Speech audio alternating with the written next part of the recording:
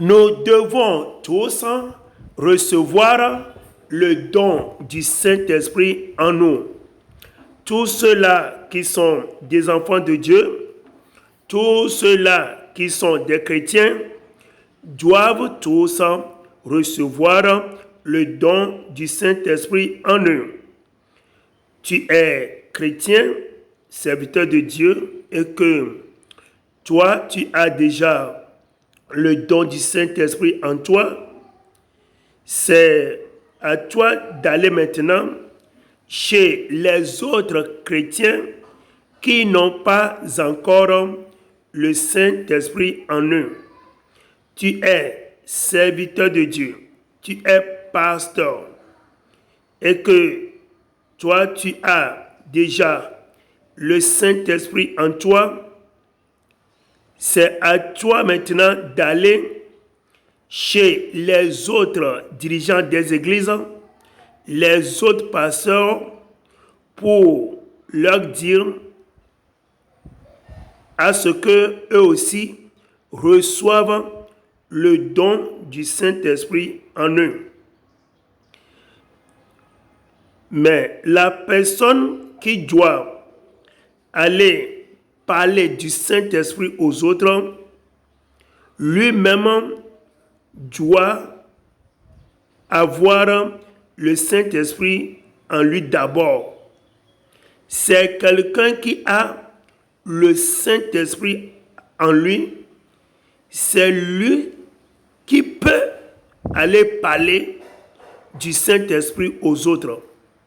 Parce que tu peux parler de ce que tu as aux autres, mais ce que tu n'as pas, tu ne pourras pas parler de ça aux autres.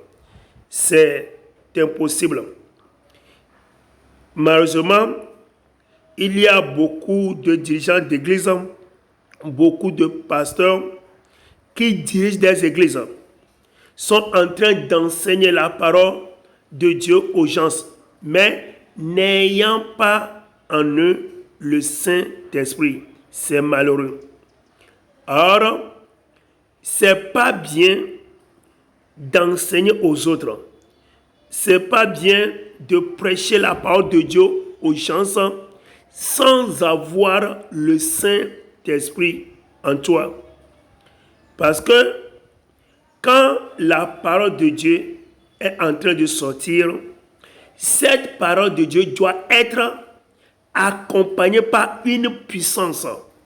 Et la puissance qui doit accompagner la parole de Dieu pour que ça change la vie des autres, pour que ça ait de l'impact sur les autres, c'est le Saint-Esprit. C'est la puissance du Saint-Esprit qui doit accompagner la parole de Dieu des pasteurs pour que la parole ait l'impact sur les gens.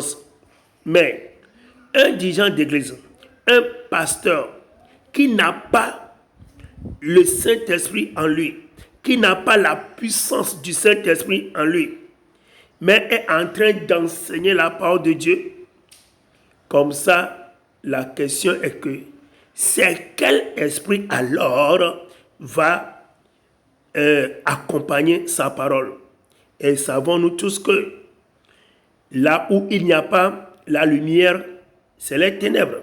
Voudrait dire que ceux-là qui prêchent bien la Bible, prêchent bien la parole de Dieu, mais n'ayant pas en eux le Saint-Esprit, n'ayant pas en eux la puissance du Saint-Esprit, et puis ils prêchent la parole de Dieu, malheureusement, ce sont les démons, les mauvais esprits, c'est ces puissances des ténèbres qui va accompagner la parole que la personne est en train de prêcher. C'est malheureux qu'il y a certains pasteurs, certains dirigeants d'église, ils prêchent bien, ils disent la vérité dans la Bible. Mais ce qui est malheureux, dangereux, c'est que leurs vérités sont accompagnées par la puissance des ténèbres. Oui, donc, il faut nécessairement que ce que nous prêchons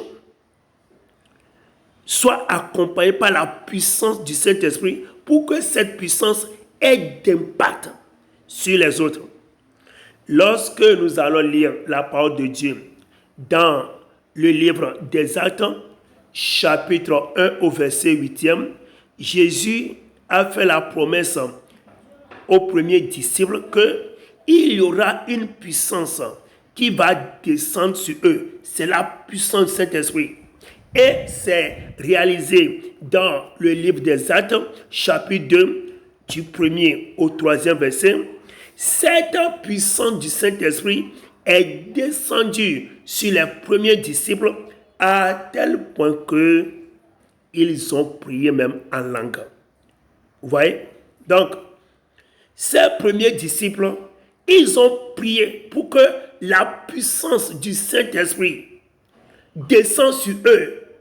Parce que pour représenter Jésus dans ce monde, pour travailler comme Jésus dans ce monde, pour être serviteur du Seigneur Jésus-Christ dans ce monde, on a nécessairement besoin de la puissance du Saint-Esprit, comme nous le dit la Bible dans le livre des Actes, chapitre 1, au verset 8e. Lorsque la puissance du Saint-Esprit est descendue sur les premiers disciples, ils ont prié jusqu'à parler en langue. Donc, parler en langue, c'est lorsque tu es à la face de Dieu, tu as prié beaucoup. La puissance peut descendre sur toi jusqu'à ce que tu parles en langue. Il faut m'appeler sur mon numéro WhatsApp, plus 228 91 95 23 05. Plus 228 91 95 23 05. Jésus-Christ vous bénisse pour la